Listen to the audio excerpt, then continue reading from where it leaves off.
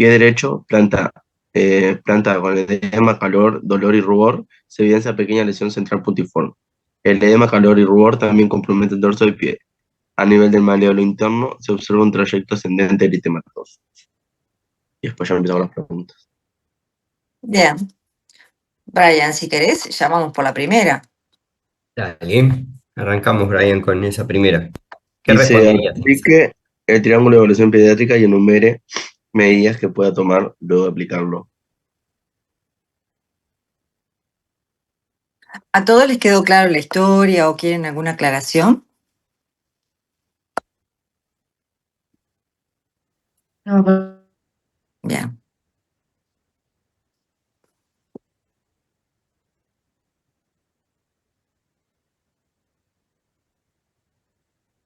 No, Brian, si te animás, seguís y después seguimos con otro compañero. Dale, lo Yo comentamos un puse que poco. para mí el TEP, o sea, está estable, porque la respiración está normal, está en la frecuencia respiratoria de 12, o sea, es normal para la edad. La circulación está normal, tiene la presión arterial, la diastólica ahí al límite, pero, o sea, está bien, no tiene cianosis, no tiene palidez, no tiene la piel moteada. Y la apariencia, en realidad, lo único que tiene es el dolor, pero en realidad no tiene como ninguna afectación neurológica que me haga pensar que está afectada la apariencia. Eso fue lo que me generó más dudas, pero para mí estaría estable, no sé si es así. Bien, en esa primera instancia que nos enfrentamos al paciente dentro de de la evaluación inicial, el triángulo de evaluación pediátrica es nuestra primera herramienta a considerar en la atención del paciente. Las consideraciones que hizo Brian son correctas. Lo único capaz que presión arterial no va en esa primera instancia, ¿no?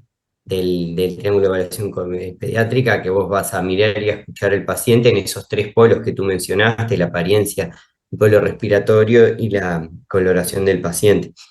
Bueno, ahí el dolor hay que ver al ver el paciente en qué condiciones está. En principio, que parece un dolor local, no está, o sea, no está sistematizada ni aplicada una escala, que en principio en el triángulo no lo vas a hacer, pero no parece un dolor muy intenso que no te afectaría el triángulo de evaluación pediátrica, y yo estoy de acuerdo que sería un triángulo de evaluación pediátrica estable. ¿Tá? ¿Alguien más tiene alguna consideración ahí o pregunta?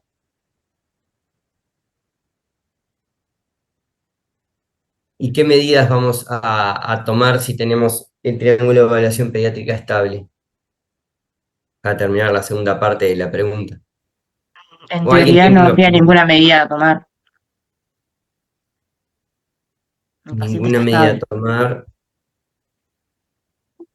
O sea, no le Bien, vamos a dar oxígeno, no le vamos a dar nada de lo que vendría a ser del TEP. bien, en esa primera instancia por el triángulo, bueno, sería en la sistemática de la asistencia se da dinámico, lo primero que vemos es el paciente, si está estable o inestable, y este paciente que está estable, hacemos la historia, un examen físico sistematizado y continuamos. Bien, dentro de las primeras medidas, bueno, ver bien dónde lo voy a atender, como tú dices, no precisa ni un posicionamiento especial, ni oxígeno, ¿tá? El paciente va a adoptar la posición que en realidad le calme más el dolor que tiene el miembro inferior, este, pero no precisa ninguna medida específica rápida ya, solo tengo que ir viendo, ir haciendo esas consideraciones. Bien. No sé si estás de acuerdo, Manuel. Es verdad que en relación al TEP no justifica hacer ninguna intervención puntualmente por la estabilidad Ahí del está. paciente. Pero como medida inicial, ¿se les ocurre algo más que Ahí puedan está. hacer? Porque acá Calmar el dice dolor. enumere medidas que puede tomar después de aplicarlo. Es verdad, uno evalúa al paciente, ve si está estable, no está estable, para priorizar qué medidas va a tomar. Pero bueno, el niño está en una condición. Ahí Agustín y Manuela levantaron la mano. Bueno, Manuel, lo que podríamos hacer es intentar calmar el dolor. ahí Bien, está. sí, una de las prioridades, está bien. Perfecto. Está bien. Yo creo que acá lo interpretaron en relación al TEP si necesitan una medida especial para estabilizar al paciente. Eso es verdad. El paciente está estable, pero de todas maneras está dolorido. Entonces, poner el reposo, que el paciente adopte la posición que más lo calme, eso es una medida, y además iniciar la analgesia. ¿Ah? Eso es muy importante.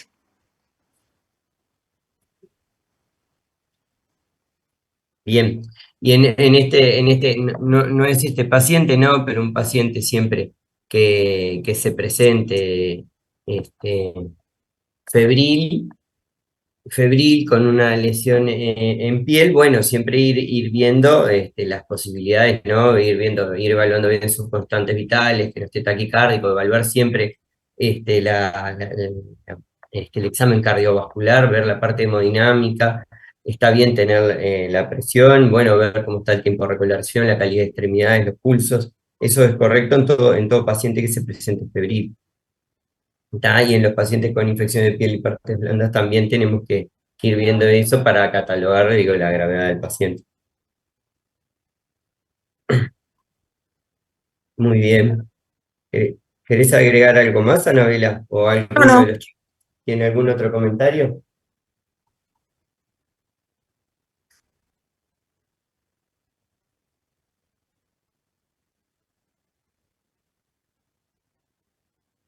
Bien. Podemos Entonces, continuar. sí. ¿Quién se anima a ir por la pregunta 2 entonces?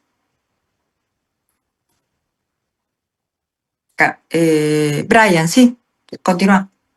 Yo puse que para mí era una celulitis de la planta del pie, o sea, dado por edema, calor y rubor, a punto de partida de una herida traumática penetrante que sería el clavo. Ujú. Eh, y nada, definí tipo celulitis, que es infección bacteriana localizada, invasiva de la piel y del tejido celular subcutáneo, pero por la clínica es como bastante característico, digamos. ¿Qué podrías agregar además por la semiología que tiene? Manuela.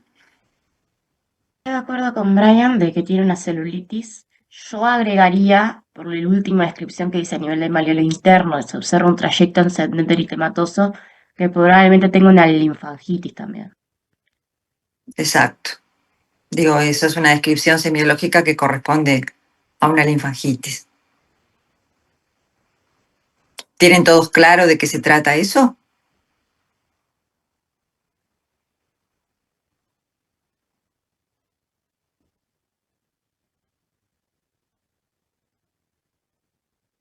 Manuela, ¿Sí? ¿a qué corresponde ese trayecto? O sea, ¿qué es la linfangitis? Es la inflamación del conducto linfático. Exacto, es decir, hay o sea, la infección. Entonces, Sí, sí, sí. no, no Continúa. sé qué. Es la infección del vaso linfático, que va a seguir el trayecto es justamente el camino que hace el vaso linfático a ir subiendo. Y por eso se ve así.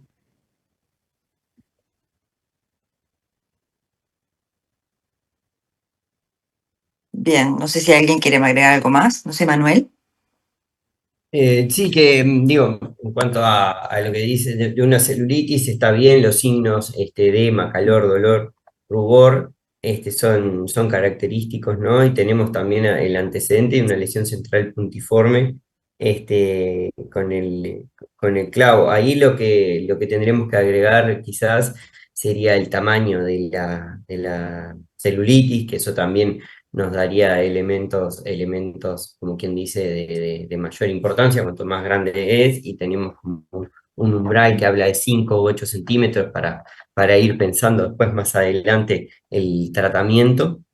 Bueno, también en esa descripción es importante ver esto, no solo para este paciente, sino para otros, cuando les toque a otros pacientes, o bueno, mismo estamos preparando la prueba. Pero bueno, si tiene hiperalgesia alrededor, más dolor o algo, bueno, tener en cuenta que si bien parece una infección, más bien una celulitis, tener en cuenta que puede haber también compromisos más profundos en estas lesiones que capaz que en la parte superficial que se está viendo no se está expresando, pero pueden ser infecciones más severas.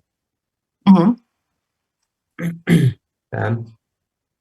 O si, Este, ujú. sí, novela, sí. O si detectan como áreas fluctuantes en torno, muchas veces la palpación es dolorosa, genera dolor, pero si notan áreas fluctuantes que puedan evidenciar que hay una complicación como un absceso, ¿verdad? Ahí está. Como dice Anabel, hacia la palpación, hay fluctuación, además de los signos que se plantean como el edema, calor, dolor, rubor, que no tenga una colección en dicho nivel, que no se haya formado un absceso. Bien. Bueno, y la linfangitis de por sí implica un signo de un mayor compromiso y ya nos va haciendo pensar, más adelante ya va a tocar la pregunta, etcétera, pero cómo vamos a realizar el tratamiento. Y, a ver, no me quiero adelantar con el resto de las preguntas porque Mm. Sí, viene después, ¿no? Tratamiento, agentes,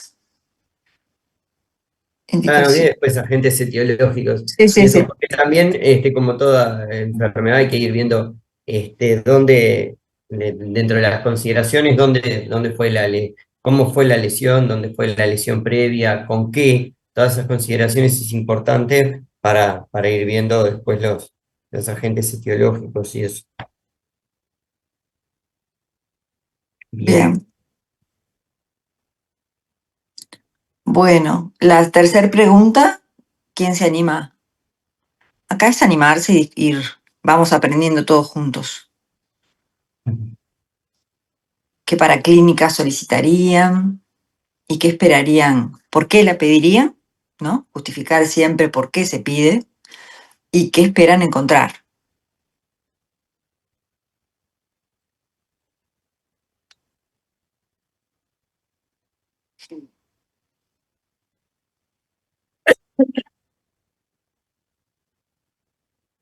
Capaz que Camila quiere seguir.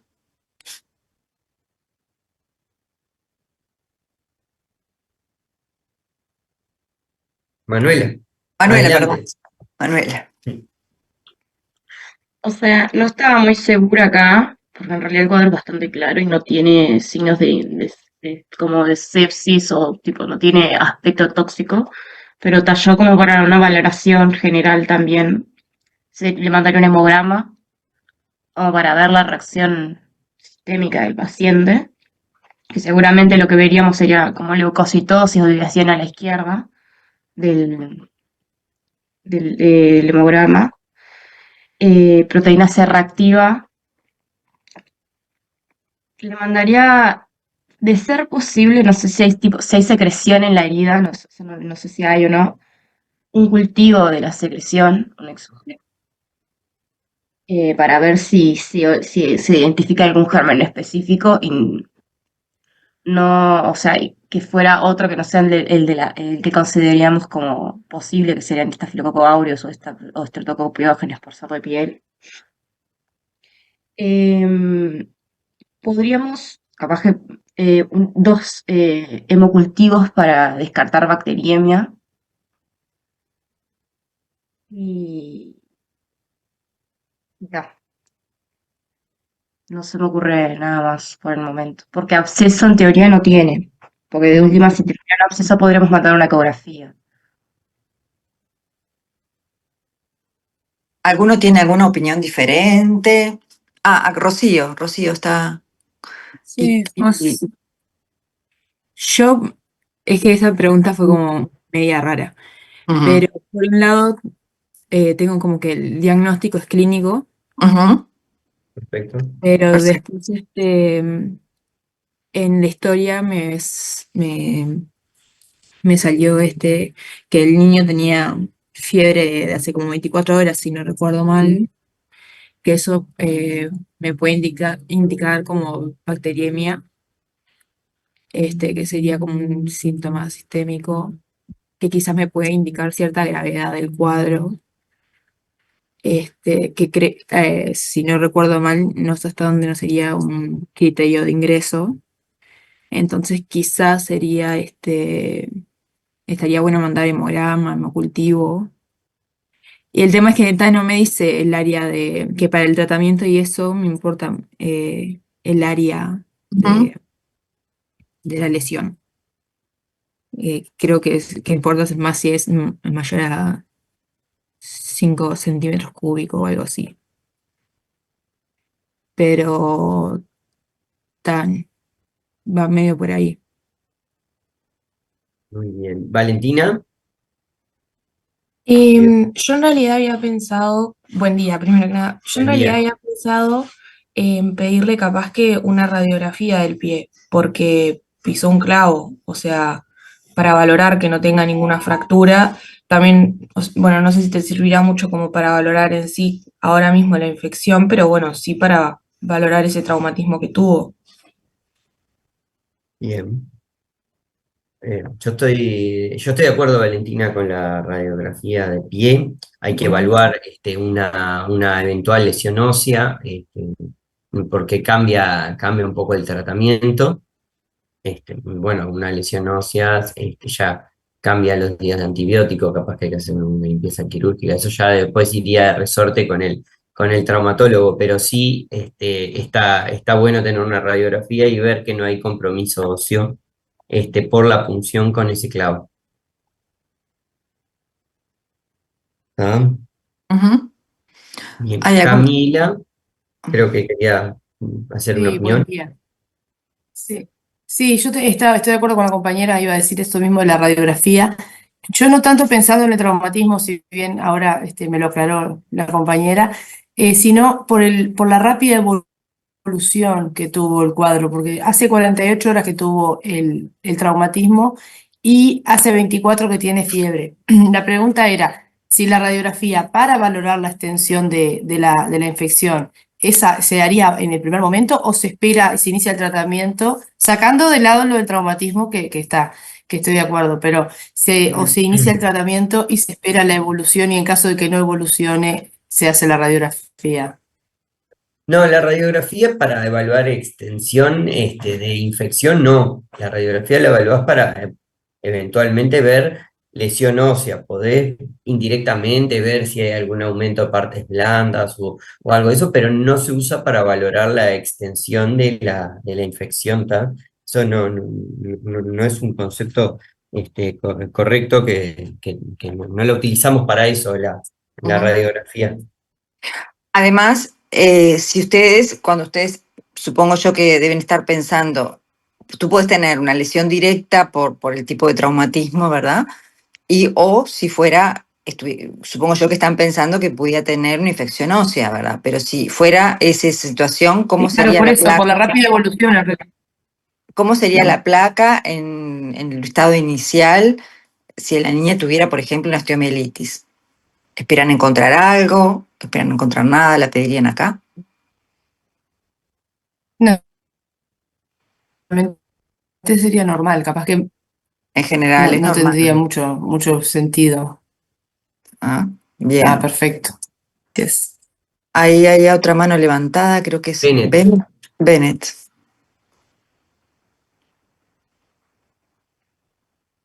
Hola, buen día. En realidad yo tenía una duda porque estoy de acuerdo como el diagnóstico es clínico. Inicialmente para el diagnóstico no le pediría paraclínica. Y por lo que yo tenía anotado, la paraclínica se pide cuando vos lo ingresás, cuando queda ingresado el paciente.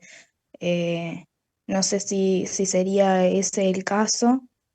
Y por otro lado, el tema de la fiebre, que lo habían mencionado, creo que es un síntoma que puede dar en el caso de la celulitis. No sé si como ya criterio también para clínica, es algo como que me quedó la duda.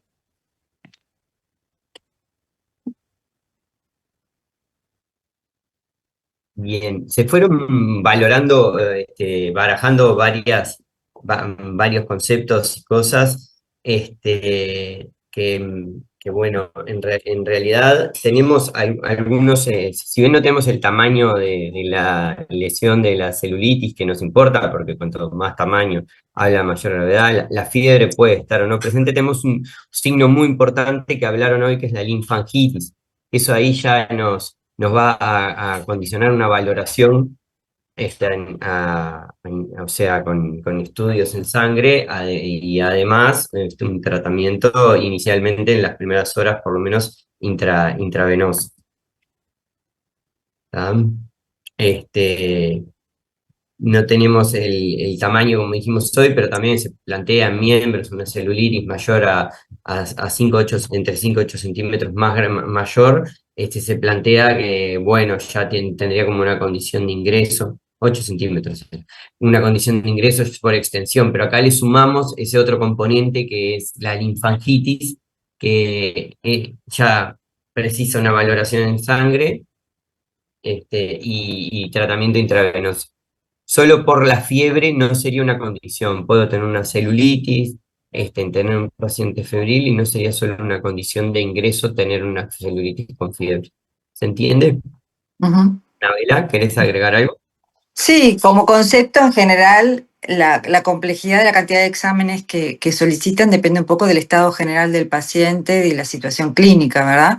En un paciente, en este caso, comparto con Manuel que no tenemos el tamaño, la presencia de fiebre en general puede, un niño puede tener una infección no grave y tener igual la fiebre, ¿verdad? Porque es una infección de piel y partes blandas.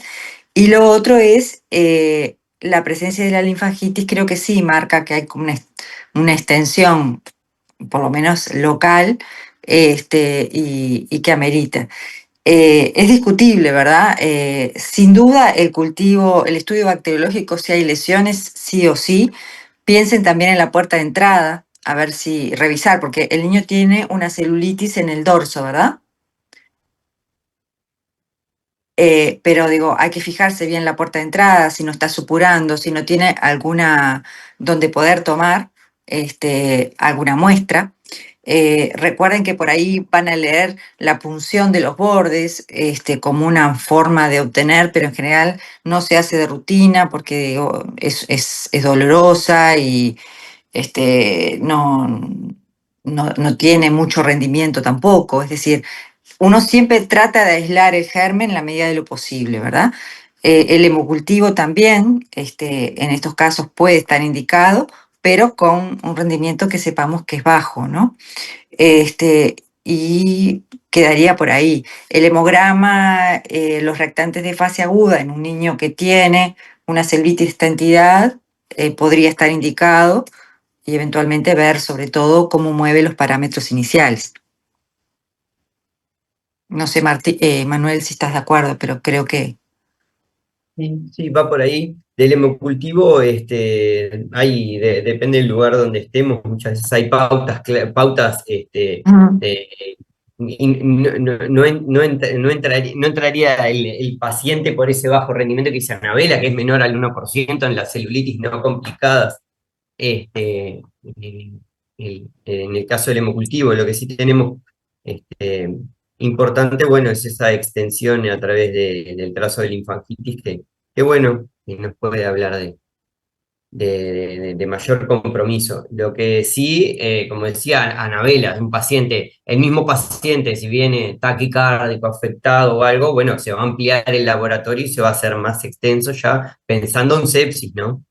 Pero este paciente, para ir resumiendo, hemograma, PCR, PCT y hemocultivo sería en lo básico, sabiendo, como dice Anabela, que el hemocultivo va a dar un bajo rendimiento y podríamos también realizar un exudado de la lesión, si no supura, de la lesión penetrante que tuvo con el clavo, y la Ujú. radiografía del pie sería el otro, como para hacer un raconto de lo que se estuvo barajando. Brian Bien. quería preguntar algo o Sí, a mí me queda la comentarios. duda, porque en realidad en el vello decía, como había dicho la compañera, que la fiebre en realidad no es frecuente en la celulitis, que si está presente sospechemos bacteriemia. Y además, ponele, en caso de que no tenga este trayecto que tiene, ¿no? Que tiene linfangitis, por la medida en la que se hizo, que fue porque se lastimó en agua de cañada y todo, por la evolución rápida y porque los agentes etiológicos pueden desarrollar una celulitis de rápida evolución, que es la de tipo necrotizante, por lo que decía. Digamos, si sacamos la linfangitis, igual no sospecharíamos que puede empeorar todo esto, como no lo dejarías ir a la casa, así nomás, o sí. No, por eso, Brian, tenés que considerar varias cosas. No tenemos la extensión, y no tenemos la extensión. Y después eso, la lesión, ver primero si hay lesión ósea, me parece importante. Después, el tamaño que tenga la celulitis, no solo la lesión punzante y la fiebre, pero vamos a hacer hipótesis, le hacemos un laboratorio a este paciente, le calmamos el dolor, le hacemos un laboratorio y terminas, a pesar de tener la fiebre, teniendo una infección localizada, tenemos que considerar eso, el lugar donde se hizo, habría que preguntar si estaba, viene enrabado con la siguiente pregunta, si estaba calzado o no, qué tipo de calzado tenía, porque ahí te tenés que plantear otros agentes etiológicos y quizás sí tiene condición de Ujú. ingreso para otro tipo de tratamiento. Eso es lo que tenemos que ir considerando y barajando. Pero si es un paciente, una celulitis de piel, no sé, vamos a poner que no fue la cañada, que ahí tenemos que considerar ciertos gérmenes, fue un raspón, pensamos gérmenes de piel, no es extensa, hizo fiebre, le hiciste, tiene hemograma reactante de fase aguda, que son normales, ese paciente, si no tiene una celulitis extensa mayor de 8 centímetros, puede irse al tratamiento en domicilio vía oral. ¿Se entiende? Digo, hay que ir viendo el paciente y ir Ujú. considerando todos esos puntos. Muy bien.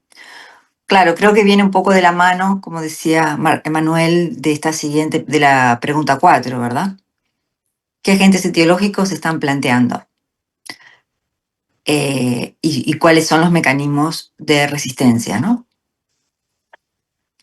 Vieron que las preguntas se van complejizando en la medida que avanzamos, pero bueno, Sí. anímense.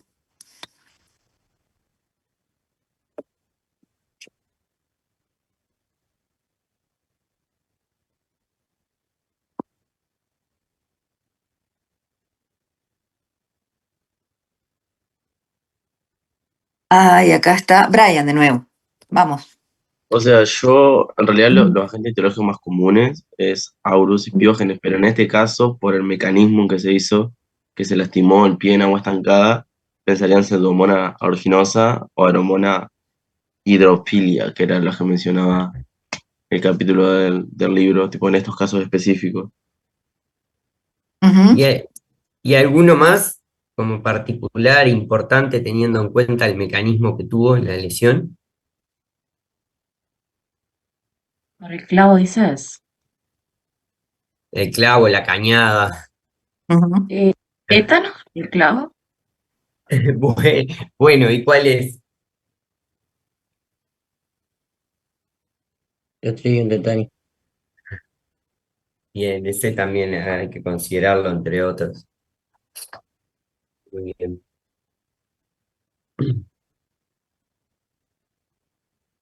Tenemos que ir pensando los agentes etiológicos porque, bueno, es lo que nos va a guiar nuestro tratamiento empírico, nuestra terapia empírica inicial, ¿no? Después, si tenemos oportunidad en el exudado, o bueno, o muy raramente en el hemocultivo de aislar un germen, vamos a conducir el tratamiento más directo, pero mientras tenemos que hacer un tratamiento de antibiótico-terapia empírica y tenemos que ir haciendo todas estas consideraciones para elegir el antibiótico de amplio espectro más adecuado. No sé, Anabela, ¿qué te parece? No, no, de acuerdo. Sí, sí. Y bueno, y en la medida que ustedes fueron planteando, pensé que se estaba acabando el Zoom. Em, ¿Cuáles serían los mecanismos de resistencia de estos gérmenes que están planteando?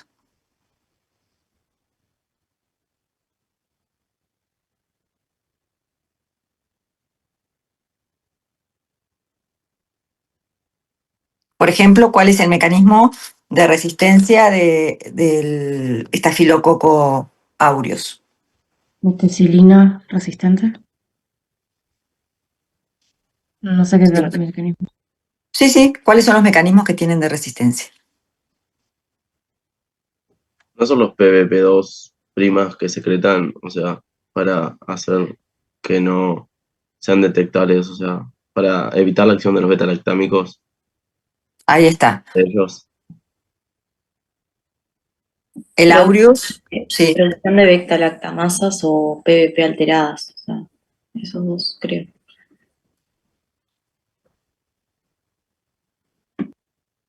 Ahí está. ¿Cuántos mecanismos de resistencia tienen entonces el aureus? Digo, por lo menos para sistematizarlo, ¿no?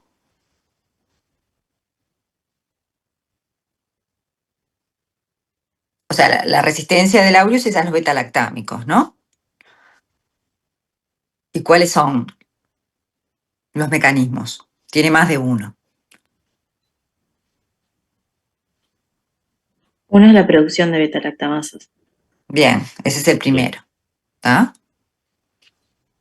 y el otro es el cambio de PBPs, ¿no? Bien.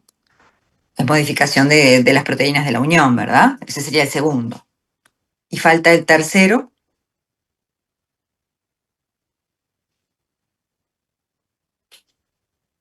que sería el más importante desde el punto de vista clínico.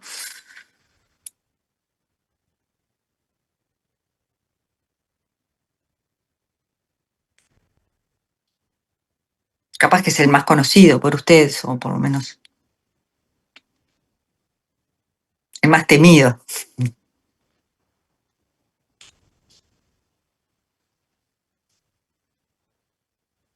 Meticilina resistencia, ¿te referís? Ahí está, ¿verdad? Esa resistencia no es mediada por enzimas. ¿Ah? ¿Y a qué se debe la resistencia a meticilina?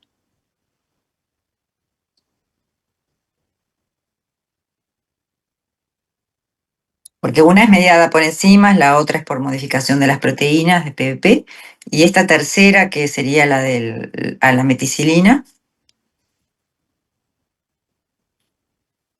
¿No es por el PVP2A que dijeron? no, ese sería la tercera, como la mencionamos. ¿Es un encapsulado el Aureus? Capaz que engrosamiento de la pared o algo así. No,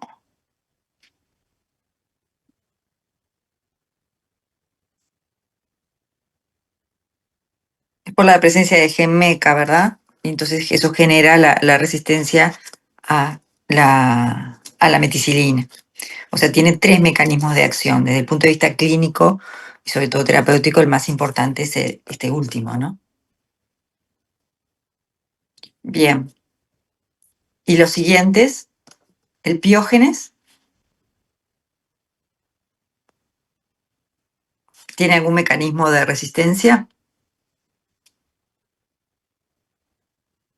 ¿Puede ser resistente a algún antibiótico?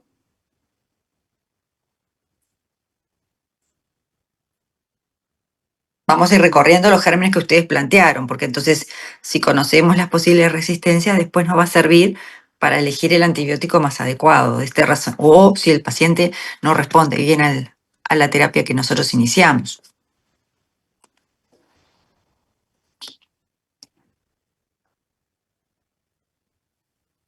Piógenes puede ser resistente a los macrólidos, puede ser. Exacto, ¿verdad? ¿Se acuerdan de los mecanismos?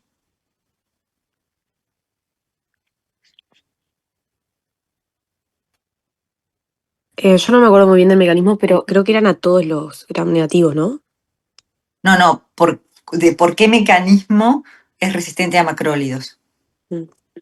¿Era por modificación de sitio blanco o por flujo activo? Sí, exacto. Digo, sé que esto es bastante árido, pero es importante que lo conozcan los mecanismos de resistencia y sobre todo a qué pueden ser resistentes, ¿verdad? sobre todo para planificar, como decíamos, el tratamiento. Y el tercer germen que plantearon, vamos de menos a más.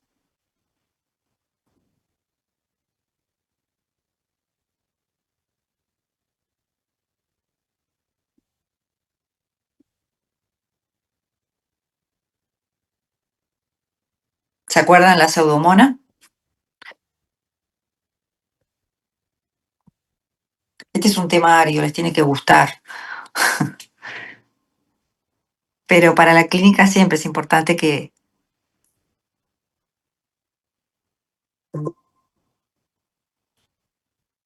La pseudomonas puede alterar la membrana, puede ser, la permeabilidad de la membrana. Ujú, Produce beta-lactamasas, eso ya no sé cómo es, pero ujú, produce beta-lactamasas. ujú. Y después puede hacerlo de esta formación de biofilms, creo, y lo de transferencia de genes.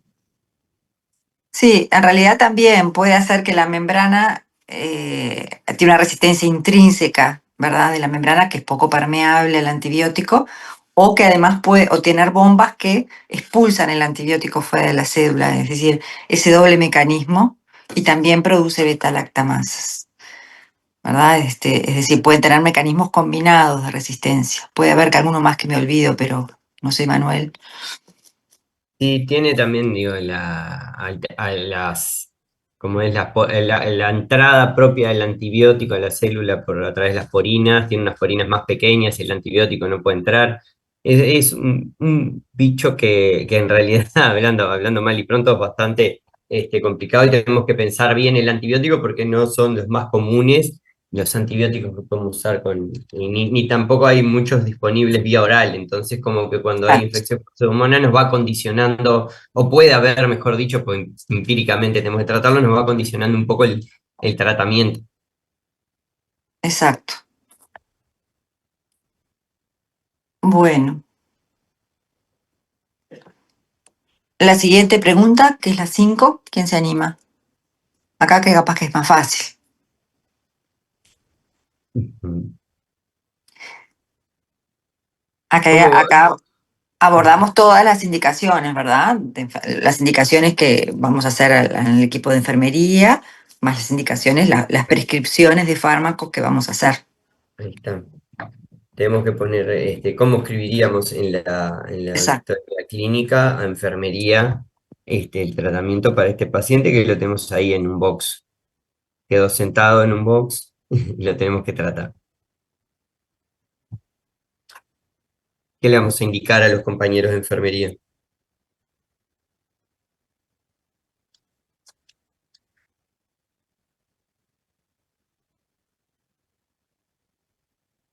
Algunas ya las comentamos un poquito antes, ¿no? Pero acá se juega ahora de que indiquen bien qué van a hacer.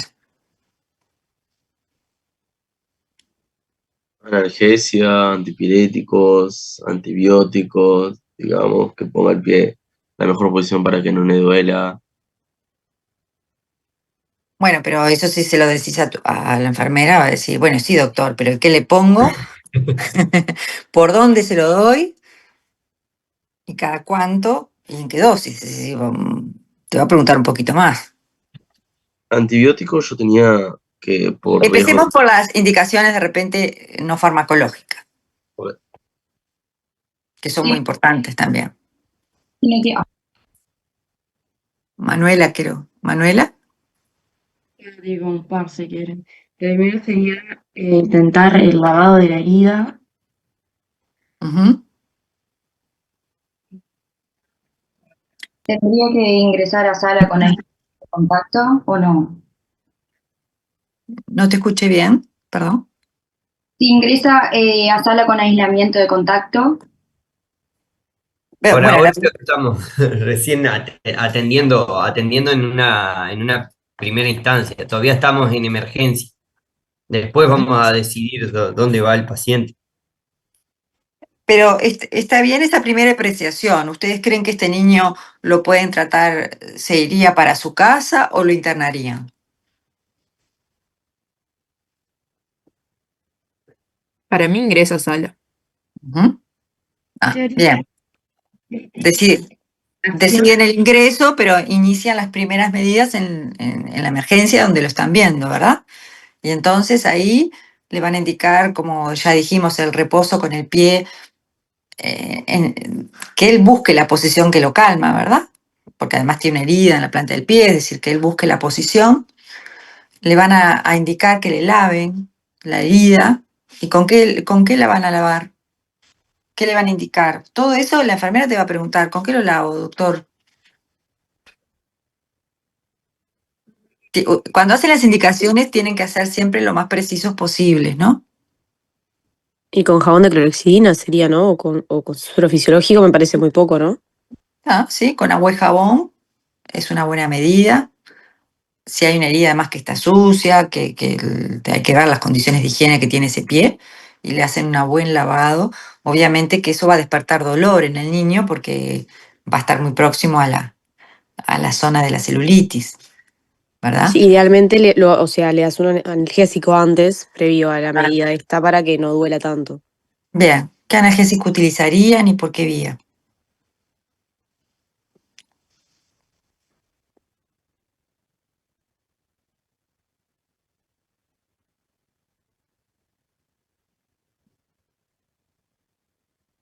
Yo creo que con algún analgésico antiinflamatorio va bien, no me parece que sea necesario capaz escalar Ujú. mucho más. No estoy segura de las dosis, pero no sé, dipirona creo que iría bien, sobre todo por la fiebre también. Em,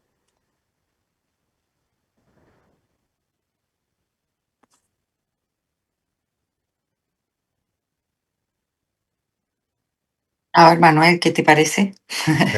Bueno, primero que tenemos que la anamnesis a través del sample saber si es alérgico a algo el paciente. Acuérdense cuando vamos a pensar en ya administrar alguna medicación, tener eso presente, las alergias del paciente, que no me acuerdo si estaba en la No. historia, pero bueno, recordarlo ahora en este momento. Y bueno, sí, la idea de un antiinflamatorio, como decía Pía, no esteroideo, está bueno, un AINE. Dentro de esos, yo iría ya por la dipirona podría ser una opción, pero si es analgésico antipirético, como siempre, las dos podríamos administrar dipirona en una dosis analgésica y ver y calma el dolor, pero bueno, si pienso que puede tener un componente más inflamatorio, más importante con estos días, capaz el ketoprofeno Ujú. intravenoso, en una primera instancia sería también una buena opción. Acuérdense, ketoprofeno, hacemos los miligramos, hacemos 1 a 2 miligramos kilo intravenoso, lo pasamos lento, diluido en suero fisiológico, en media hora, el 100 de suero fisiológico a pasar en media hora, ya pesa 40 kilos, paciente grande, ¿tá? Podríamos hacer 80 miligramos en 100 cc de suero fisio, pasar en 30 minutos. Eso sería intravenoso, esa sería la indicación para enfermería. ¿Ah? Hay que poner siempre el fármaco, la vía, los miligramos, el tiempo que quiero y bueno, si lo voy a diluir, si va a ir diluido en alguna, si se va a ir en alguna solución o no, eso siempre lo tengo que considerar y ponerlo claro en mis indicaciones. No pueden quedar cosas ambiguas cuando yo le hago una indicación a la enfermería porque se puede interpretar de varias formas, puede dar lugar a errores y va en contra de la seguridad del paciente. Yo iría por eso, por el ketoprofeno. Sí, de acuerdo contigo. Bueno, y ahora sí viene la decisión del tratamiento antibiótico. Antes del lavado, que es correcto, tenemos que hacer lavado del pie, de la herida. Si vemos supuración o algo, la toma de muestra de un exudado de piel en la lesión, siempre anotar anotarle los datos clínicos para el compañero del laboratorio es importante. Digo, además de para la prueba, para la vida, estamos hablando un poco de esto. Es importante para que sepa el compañero del laboratorio qué va a ir a buscar, qué consideraciones tiene que hacer de acuerdo a la muestra. ¿Está? Ahora sí, hicimos todo eso. Y nos pregunta la enfermera si puede comer el paciente, ¿qué le vamos a decir? Que sí puede.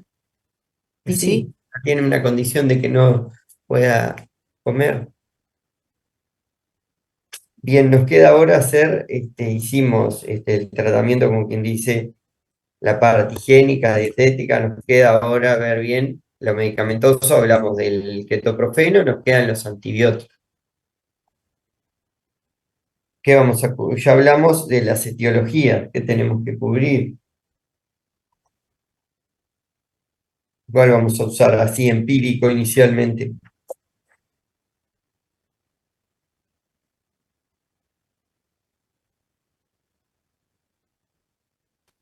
Puede Decidime. ser que se use ceftazidime. Brian, ¿cómo? Perdón, estaba hablando Manuela, no sé si querés. No, no, habla tú nomás. Yo había visto en el bello que decía que por, o sea, riesgo de pseudomonas y todo, se puede empezar con ceftazidime más gentamicina, o sea, una céfalo de tercera generación y un aminoglucósido, que lo das vía intravenosa cada 8 horas, ceftazidime 150 miligramos kilogramos día, y la gentamicina 5 miligramos kilogramos día.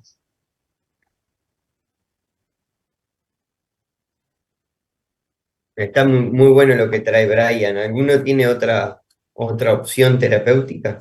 Acuérdense que esto es un tratamiento terapéutico inicial empírico. Sí. ¿Manuela? ¿Se me escucha? Sí. Ahora no se te escucha. Sí estaría de acuerdo en ponerle ceftazidime, Ujú. pero yo en vez de genta le pondría clindamicina. Bien. O sea, más que nada, porque ayuda también para otras, la clinda nos puede ayudar para ay Dios mío, otras etiologías que vimos.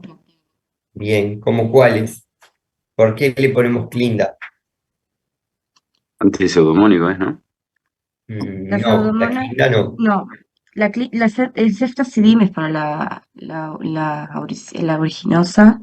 Pseudomonas aeruginosa. Ceftazidime tiene actividad contra Pseudomonas aeruginosa, perfecto. ¿La clinda para qué la usamos? Para aureus y o sea, lo que planteamos de piel principalmente, que es aureus y biógenes. Bien.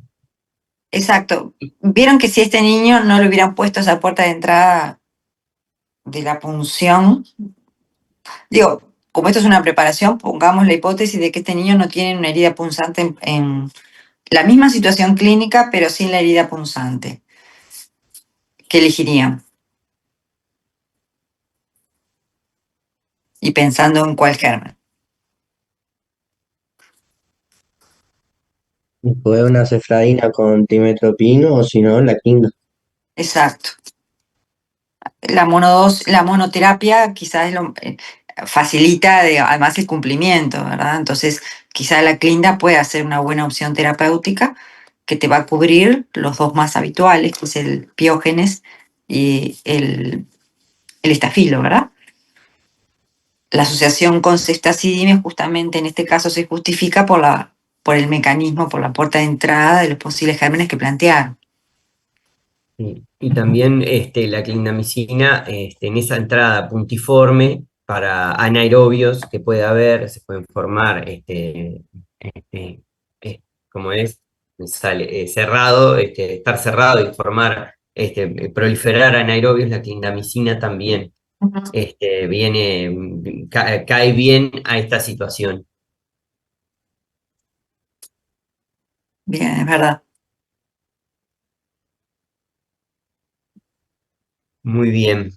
Entonces nos queda ver bien, ahí habló un poco hoy de las indicaciones Brian, dijo el ceftazidime, y la clindamicina, ¿cómo la damos? Digo, las dosis van a ir a verlas y aprenderlas, tienen que no jugar a la memoria y en el momento de la práctica van a estar, o sea, van a tener un lugar donde mirar, un móvil tenemos todos para no equivocarnos, pero tipo, hay cosas que tenemos que tener siempre en cuenta, Sería como por ejemplo, dale, adelante, Manuela. 40 miligramos kilo día que se reparten en 4 dosis. Bien. Bien. Y en este que es grande, siempre tenemos que considerar máximos, ¿no? Nunca le vamos a dar más de la dosis que recibe un adulto, por ejemplo. Siempre dice un máximo tanto, porque nos puede pasar, tenemos un paciente de 14 años, 90 kilos, y le hacemos 90, le hacemos 40 miligramos kilo día y nos pasamos mucho la dosis máxima. Entonces eso siempre hay que considerar para la vida.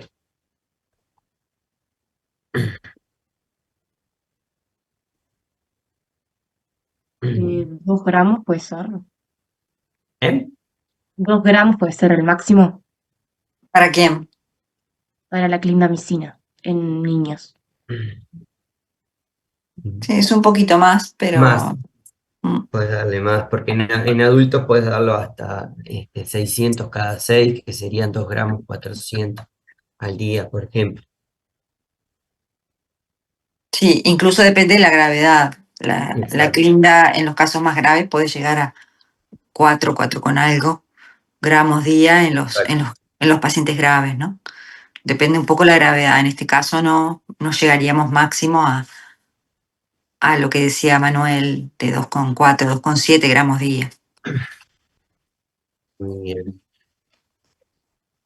¿Y las ceftazidime, se acuerdan? Estoy de acuerdo con Manuel que eso siempre tienen que corroborarlo con los... No jugar a la memoria siempre, pero a ver, María Pía. No, perdón, yo quería consultar porque yo tenía anotado clindamicina 40 miligramos kilogramo día. Sí, Y ahora, esa es la dosis. Lo que estamos hablando es la dosis máxima, porque como tú lo haces al kilo, claro. si es un paciente de mucho peso, no lo podés, que tiene el peso de un adulto, capaz que te pasás. Entonces tenés que saber por lo menos, lo mismo te pasa con el adulto, ¿no? Acá dice Bárbara que sí, está perfecto, 6 gramos día, el ceftazidime es la dosis máxima.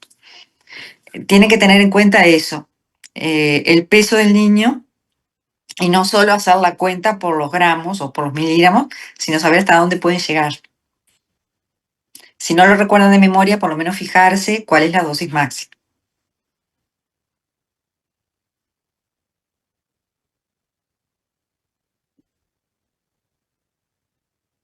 Bien. ¿Bien?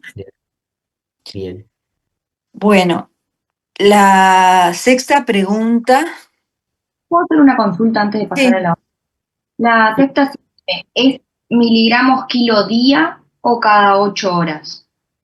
Es miligramos kilo día, pero fraccionan cada 8 horas esa dosis diaria. Perfecto, gracias. Bien. La siguiente es en relación a la vacunación, ¿no? Dice, en la relación a la vacunación, ¿qué vacunas es importante saber si recibió? Justificar la respuesta y si tendría indicación de recibir alguna vacuna en este momento. María Pía. No, perdón, quedé con la mano levantada. Ah. Igual, ¿Qué opinas? capaz que un refuerzo de la antitetánica, le faltaría una igual, si mal no recuerdo. O esperás a más adelante cuando se la tenga que dar, no sé. Eso.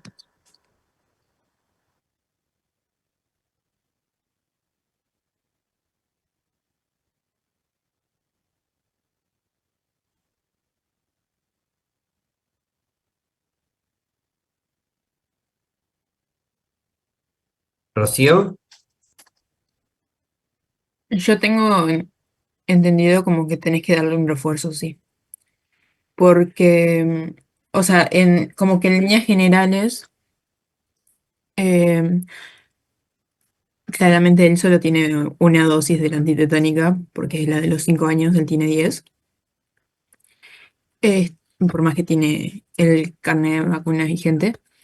Y en líneas generales, aquellos que no le tendrías que dar la profilaxis serían aquellos que tienen ya las 3 dosis. Entonces a él de por sí le tendrías que dar, por lo que tengo entendido.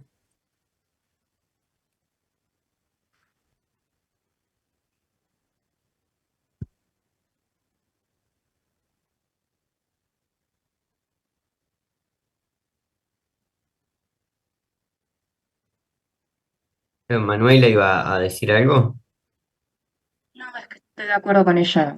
En teoría, si bien tiene el carnet de vacunas vigente, eh, en, en teoría recomiendan darle una de refuerzo. ¿Puede ser que se llame inmunoglobulina antitetánica?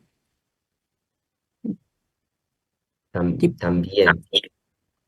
También es otra de las medidas que tenemos. ok.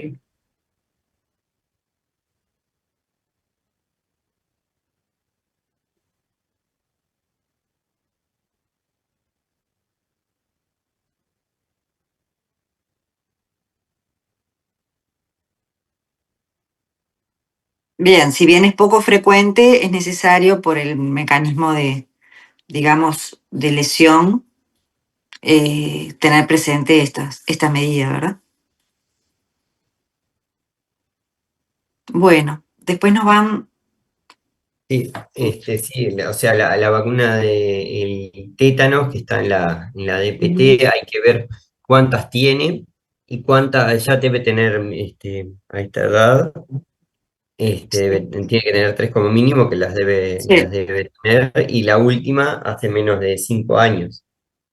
Esas son las cosas que había que considerar, el tiempo, de la vacuna, cuántas dosis y el tiempo. En este caso, una cañada, un clavo, es de riesgo también. En torno a ese, es una lesión puntiforme, profunda.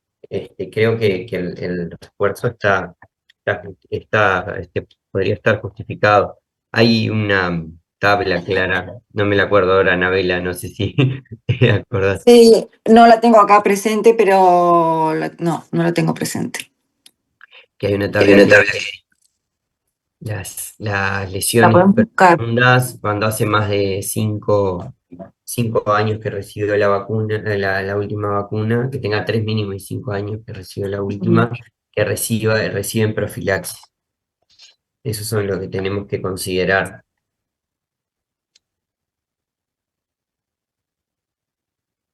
¿Se entendió eso?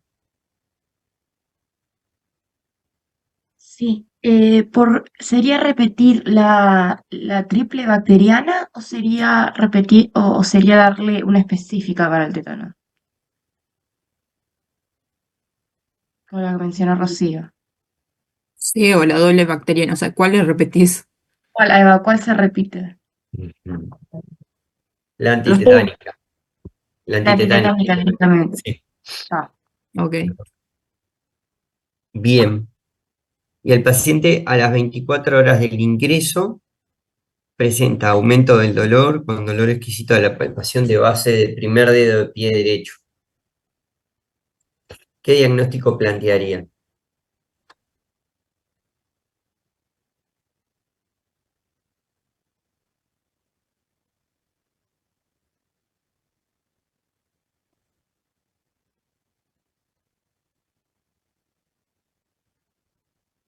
¿Qué planteamos en este paciente?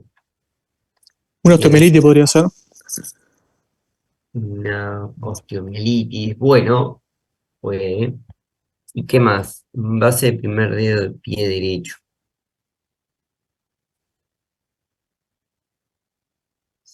Sí, el diagnóstico de osteomielitis, bueno, de osteomielitis sí, teniendo en cuenta, tendríamos que haber tenido una radiografía previa, como habíamos dicho, y hay que ver la evolución, el dolor exquisito a la palpación, semiológicamente te habla de que hay una afectación en ese sitio. Manuela, eh, Una arteritis. Una artritis. Séptica. O sea, no plantaría gota por la edad. Ujú. Sería una séptica en el metatarso, en la metatarso en la primer metatarso falángica.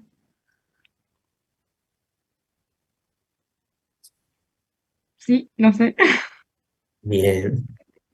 Otra de última podría ser una extensión de la celulitis que haya formado un absceso, pero me parece que es la artritis séptica.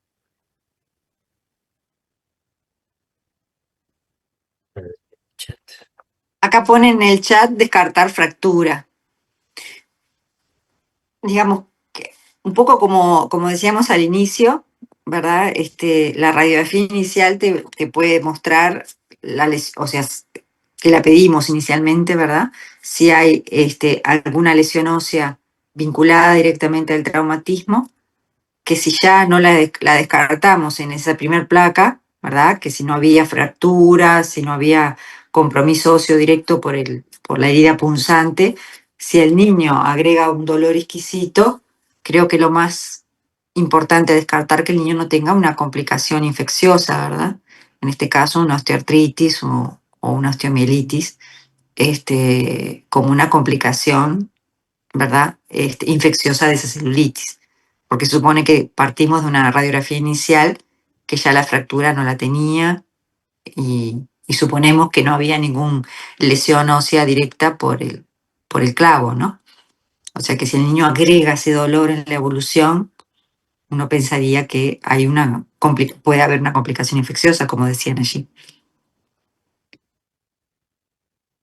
Sí, sí, la radiografía inicial lo hubiese descartado porque hubiese llevado otro tratamiento. Entonces, pensando en cómo vemos la estructura de la historia de este paciente, se le ingresó con antibióticos porque no tiene una fractura, sino requería otro tipo de limpieza. Y los dos diagnósticos acá, o es osteomelitis o es artritis séptica, son las dos cosas que tenemos que barajar. Ujú. ¿Solicitamos algo para confirmar su diagnóstico?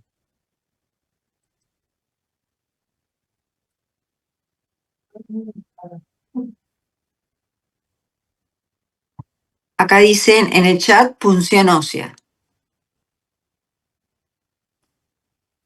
¿Alguien haría otra medida previo?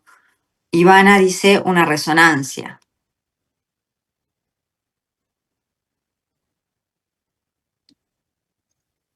Yo creo que acá sí mandaría un hemocultivo.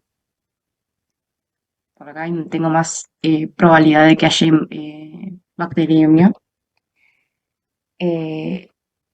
Podría, por el tema de la recía, una ecografía. Y yo, en mi caso, había partido artritis séptica, por lo que también le podría hacer una.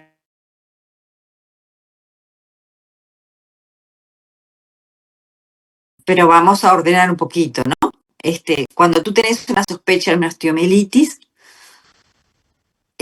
¿cuál sería como si el paciente está estable? Porque este niño lo que tiene es dolor, ¿no? Dolor, un aumento. Es un paciente que está estable, pero sí tiene una clínica que cambió.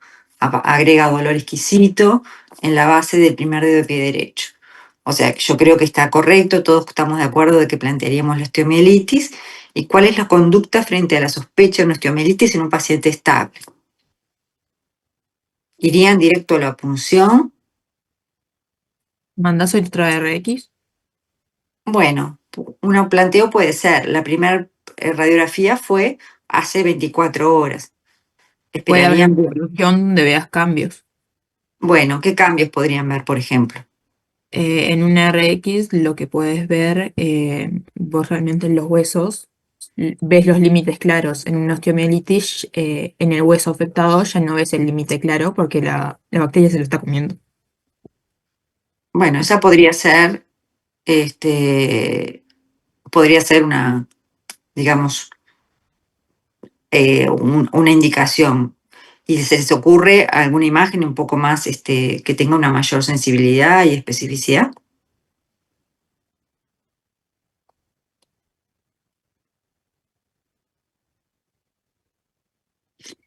Por ahí nombraron la ecografía. ¿Qué rendimiento tiene la ecografía para el diagnóstico de osteomielitis?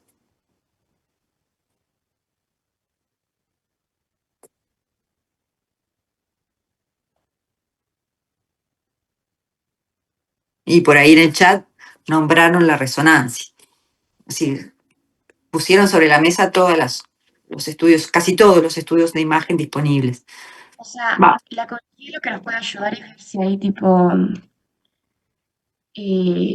cambios en el tejido blando alrededor de la osteomielitis. Nos puede ayudar como a hacer una valoración rápida de la posibilidad de osteomielitis. Se podría ver, por ejemplo, líquido en el periósteo, en subperióstico. Bien, o sea que la placa, que es rápida, sencilla, la pueden hacer y veáis si hay modificaciones, ¿verdad?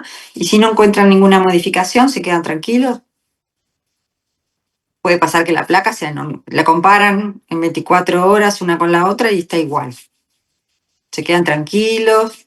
No, y quizás, esto es un quizás porque no tengo idea, pero con la ecografía, porque sería ecografía de partes blandas, y si uno está planteando que la celulitis fue a más profundo, porque por algo se llegó a óseo, la infección no, para eso afectó también los tejidos alrededor y quizás con la ecografía uno puede ver eso, que está afectando los tejidos alrededor. Pero la ecografía te puede confirmar la osteomielitis. Es un estudio de primera línea para confirmar la osteomielitis. Digo porque ustedes, hay que ver también cómo uno racionaliza los estudios y O sea, también seleccionas el no. estudio que tenga mejor rendimiento para tu sospecha clínica, ¿no? Porque ahí fíjate que le vamos haciendo la placa, después le hacemos la ecografía. Ponele que la ecografía te muestra que tiene un aumento de las partes blandas y nada más. Pero el niño sigue con ese dolor. ¿Qué haces? ¿Descartás la osteomielitis? Se podría hacer una resonancia o un centellograma óseo.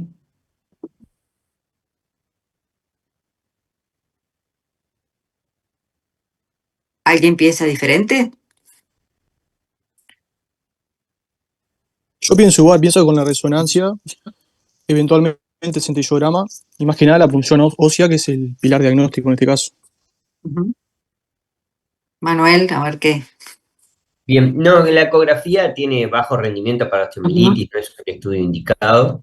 Después otra cosa se había traído por ahí, que habíamos dicho de repetir hemocultivos, no sería una indicación, seguramente te va a dar sin desarrollo, está bajo tratamiento antibiótico, 2 antibióticos, y una cosa es in vivo en el tejido y otra in vitro dentro de la botellita de hemocultivo, ahí no va a desarrollar nada. Dentro de los estudios para la osteomielitis, tenemos la resonancia para que realizar, la que nos va a dar mayor información acerca de la extensión, todo, y menos invasiva va a ser la resonancia inicialmente. Yo creo que iría por ahí, Anabela. Exacto. Porque esa secuencia de estudios que, claro, uno duda, puede decir, bueno, a ver, pedir una resonancia porque le duele la base del pie derecho, yo qué sé, te parece como hasta mucho, pero bueno, en definitiva, si tu sospecha clínica es osteomielitis, el estudio de elección imagenológico es la resonancia. Esa secuencia de estudios que ustedes plantearon, el costo-beneficio que tiene para el paciente no es bueno, porque, o sea, lo vas a irradiar. Quizá la placa podría ser discutible, bueno, si la placa te muestra alguna lesión inicial puede ser también, quizás sería como lo menos, pero la ecografía no va a tener rendimiento, lo que vas a tener es gastar y perder tiempo con el paciente y sí, la resonancia te va a aclarar si hay o no un compromiso óseo, te va a localizar dónde está, porque evidentemente si tú vas a ir a puncionar, vas a tener topografiado incluso hasta dónde está exactamente la lesión, ¿no? Estoy de acuerdo con que el hemocultivo no te hace diagnóstico de osteomielitis, porque si realmente este niño tiene una celulitis complicada con una bacteriemia, el hemocultivo va a ser positivo, pero no te va a hacer diagnóstico de osteomielitis, ¿queda claro? Y además, como decía Manuel, este niño está bajo tratamiento antibiótico. Si ya tenía bajo rendimiento en la etapa inicial, ahora tampoco va a aumentar, o sea que no es el hemocultivo lo que te va a confirmar el diagnóstico de que tú sospechas clínicamente que es el de osteomielitis. Entonces, bueno, en suma, creemos que la resonancia es como el estudio de elección. ¿Tiene idea más o menos qué sensibilidad y especificidad tiene la resonancia?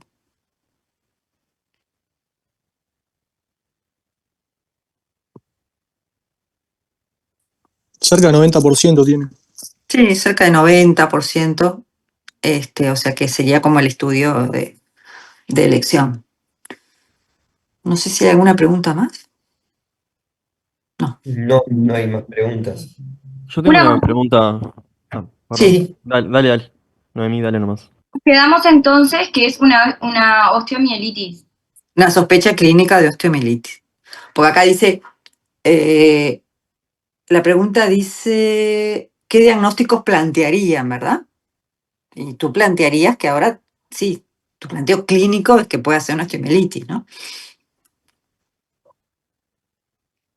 ¿Noemí?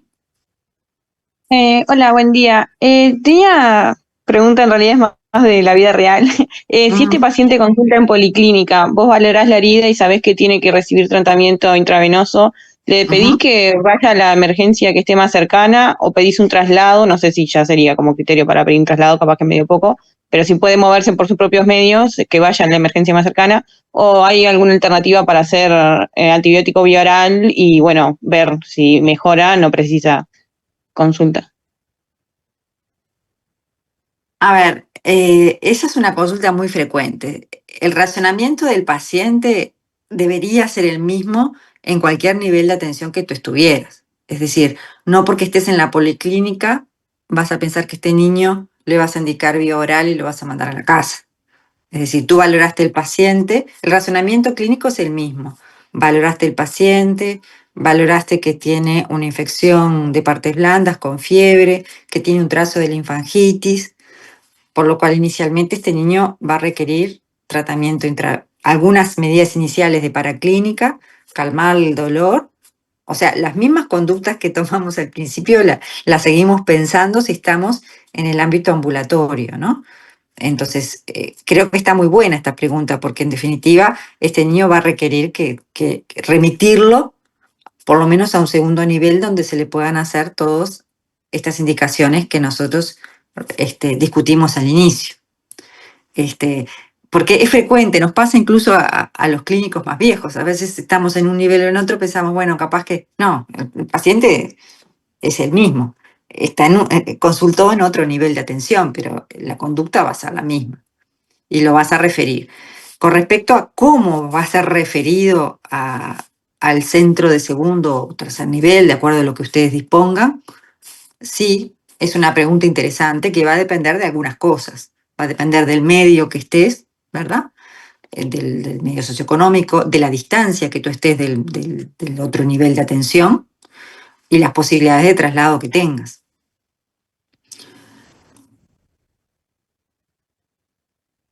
No sé, Manuel, acá con respecto a si tú pedirías un traslado especializado para este niño, un traslado común. Existe en policlínica los tiempos, es un paciente que no te corre. En un traslado común puede ir Puede ir bien. bien. Me tengo que asegurar eso, ¿no? Un buen examen, que no esté taquicárdico, que no sea otro paciente con más afectación. Pero en los tiempos, si te aseguras que el traslado común o sea, llegue dentro de las primeras horas desde que solicitas al centro receptor donde comience el tratamiento antibiótico, estás en lo correcto, no precisas pedir un especializado. Sí podrías pedir hacer alguna medida como la analgesia, ¿verdad? Está bueno, podés lavar podés hacer, si tú contás con una enfermera en la policlínica, le podés hacer el lavado de la herida, porque eso lo va a ayudar al paciente, le haces la analgesia, y bueno, y lo remitís. A veces si están muy cerca, por ejemplo, está en Montevideo, ¿no? O estás en el interior, pero lo ves en una policlínica que está muy cerca del segundo nivel y es un buen medio, capaz que hasta los papás lo pueden conducir, asegurando de que llegue, o un traslado común. Eso es un poco porque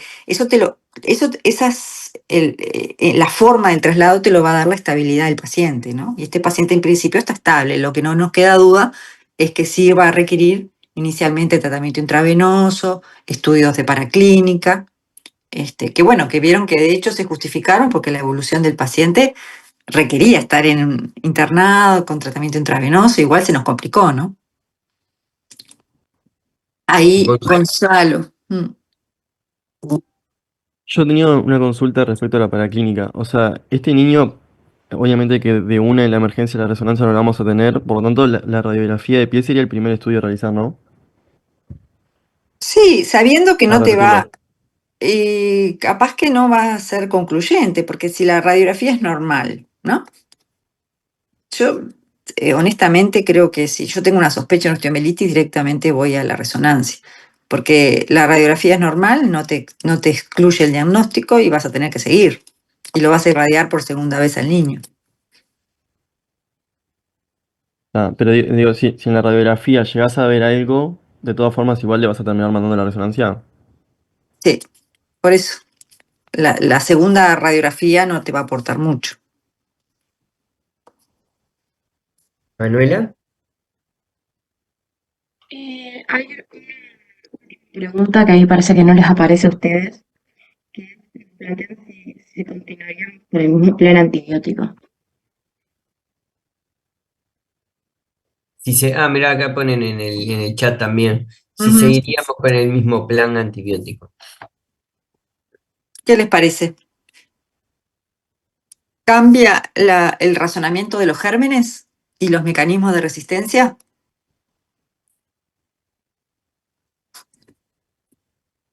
O sea, si en la punción o en los hemocultivos que mandemos viene otro germen, ahí sí tocamos. Ahí está.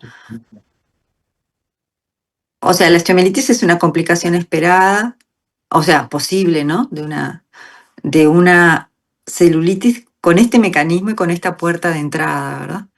Entonces, los gérmenes que planteamos siguen siendo los mismos con sus mismos mecanismos de resistencia. Lo que pasa es que si tiene una osteomielitis hay que ir a abordarla, tratar la osteomielitis, eventualmente hacer la punción. Si es posible obtener el cultivo de la punción, que sería lo ideal, y ahí sí, si viniera otro germen diferente, que es poco probable, obviamente ajustarlo y ajustarlo al antibiograma. Eso mismo. Estoy de ¿Y no acuerdo. llamás al cirujano en ningún momento? Tipo, todo esto. ¿Es el cirujano quien maneja la osteomielitis? Está bien la pregunta, pero El traumatólogo. traumatólogo, ¿verdad? Ahí entraría a este paciente a verlo en conjunto con el traumatólogo. De todas maneras, para pedir la resonancia puede indicarle el pediatra, obviamente, frente a la sospecha clínica, pero el seguimiento va a ser en conjunto con el traumatólogo. Muy bien. ¿Alguna otra pregunta, duda que haya quedado?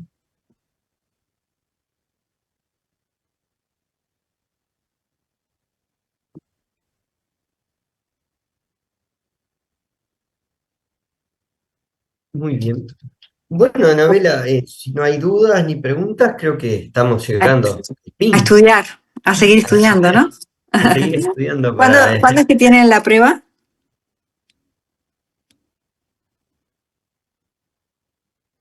27 de junio. Ah, está, tienen todavía. Y le quedan unos cuantos. Les quedan todavía, ¿no? Bueno, muy bien. Mucha suerte entonces. Bueno,